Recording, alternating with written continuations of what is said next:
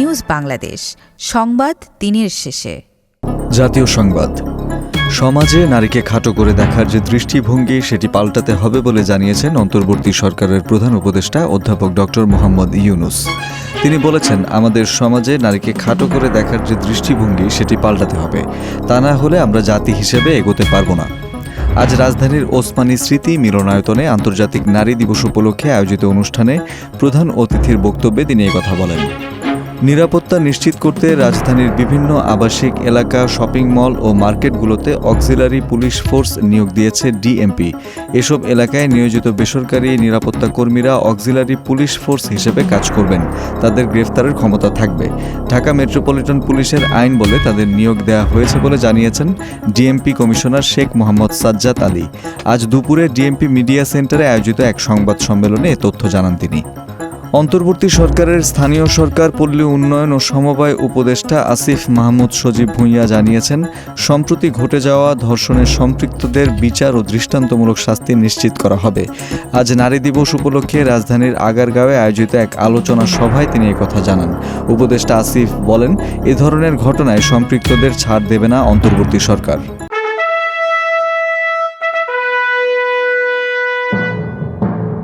রাজনীতি সংবাদ। দেশে নারী হেনস্থার ঘটনায় উদ্বেগ প্রকাশ করেছেন বাংলাদেশ জাতীয়তাবাদী দল বিএনপির সিনিয়র যুগ্ম মহাসচিব রুহুল কবির রিজভী। তিনি বলেছেন, ক্যাম্পাসে নারীদের পোশাক নিয়ে উগ্রবাদী গোষ্ঠী কাজ করছে, তাদের মদদেই হেনস্থার ঘটনা ঘটছে। আজ রাজধানীর নয়াপল্টনে দলটির কেন্দ্রীয় কার্যালয়ে এক সংবাদ সম্মেলনে একথা বলেন তিনি। বিএনপির সিনিয়র নেতা বলেন, দেশজুড়ে নারীদের প্রতি হেনস্থার ঘটনা বেড়েই চলেছে। অনলাইনে তাদের বিরূপ পরিস্থিতিতে পড়তে হয়েছে। বহির্বিশ্বে বাংলাদেশকে অতি রক্ষণশীল দেশ হিসেবে পরিচিত করতে গভীর ষড়যন্ত্র চলছে। এর অংশ হিসেবে উগ্রবাদী গোষ্ঠীর মদদে নারী হেনস্থার ঘটনা ঘটছে।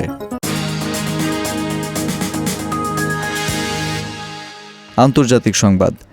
সিরিয়ার ক্ষমতাচ্যুত সাবেক প্রেসিডেন্ট বাশার আল আসাদ পন্থী অন্তত 162 জনকে হত্যা বা মৃত্যুদণ্ড কার্যকর করা হয়েছে বলে দাবি করেছে মানবাধিকার সংস্থা সিরিয়ান ওয়ার মনিটর। আজ আরব নিউজের এক প্রতিবেদন থেকে তথ্য জানা গেছে। এর আগের গত বৃহস্পতিবার আসাদপন্থী বিদ্রোহীরা হঠাৎ করে দেশটির নতুন সরকারের নিরাপত্তা বাহিনীর উপর অতর্কিত হামলা চালায়। এতে বহু হতাহত হয়। এরপর আলাউইত সম্প্রদায়ের বিদ্রোহীদের বিরুদ্ধে অভিযান শুরু করে সিরীয় বাহিনী। তাদের ধরে ধরে তাৎক্ষণিক হত্যা বা মৃত্যুদণ্ড কার্যকর করে নতুন প্রেসিডেন্ট আহমেদ আল সারা বাহিনী। তথ্য প্রযুক্তির সংবাদ। পরীক্ষামূলকভাবে এআই মোড চালু করেছে শীর্ষ টেক জায়ান্ট গুগল। এই সুবিধা চালুর ফলে প্রচলিত অনুসন্ধান পদ্ধতির পাশাপাশি চ্যাটবটের মতো আরও বিশদ ও বুদ্ধিদীপ্ত উত্তর জানা যাবে। প্রাথমিকভাবে শুধু গুগল ওয়ান এআই প্রিমিয়াম ব্যবহারকারীরা নতুন মোডটি ব্যবহার করতে পারবেন। জানা গেছে, ল্যাবস বিভাগ থেকে চালু করে এআই মোড সুবিধা ব্যবহার করতে হবে। এআই মোডটি জেমিনি 2.0 প্রযুক্তির উপর ভিত্তি করে তৈরি করায় ব্যবহারকারীরা প্রচলিত সার্চ ফলাফলের পরিবর্তে এআই দিয়ে তৈরি বিভিন্ন ফলাফল দেখতে পারবেন। প্রতিটি উত্তরের সঙ্গে সংশ্লিষ্ট সূত্রের লিঙ্ক থাকবে, ফলে ব্যবহারকারীরা চাইলে আরও বিশদ তথ্য জানতে পারেন। খেলার সংবাদ। ইরানে এশিয়ান নারী কাবাডি চ্যাম্পিয়নশিপে ব্রোঞ্জ জয় করেছে বাংলাদেশের মেয়েরা। গ্রুপ পর্বের শেষ ম্যাচে থাইল্যান্ডকে হারিয়ে এশিয়ান নারী কাবাডি চ্যাম্পিয়নশিপের সেমিফাইনালে জায়গা করে নেয় বাংলাদেশের মেয়েরা। একই সঙ্গে বাংলাদেশ ব্রোঞ্জ পদকও নিশ্চিত করে। বাংলাদেশ 42-27 পয়েন্টে হারায় থাইল্যান্ডকে। এশিয়ান নারী কাবাডি চ্যাম্পিয়নশিপে এই প্রথম বাংলাদেশ কোনো পদক জয় করেছে বলে ইরান থেকে জানিয়েছেন জাতীয় দলের সাবেক খেলোয়াড় শাহনাজ পারভিন মালেকা। বাংলাদেশ নারী দলের কোচ হিসেবে আছেন তিনি।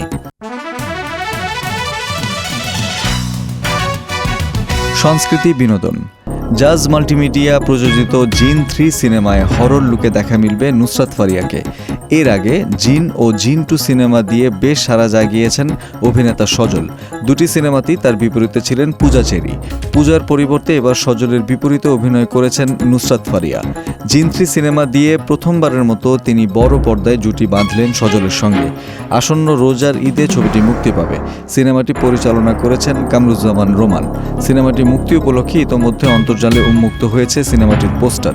সেখানে কালো পোশাকে দুহাত প্রসারিত করে দাঁড়িয়ে আছেন একটি মেয়ে, যার হাত ভর্তি লম্বা নখ, বড় বড় রক্তচোষা দাঁত, এমন লোকই ধরা দিয়েছে নুসরাত ফারিয়া, আর তার পাশে রয়েছেন আব্দুল নূর সজল ও তানিয়া আহমেদ।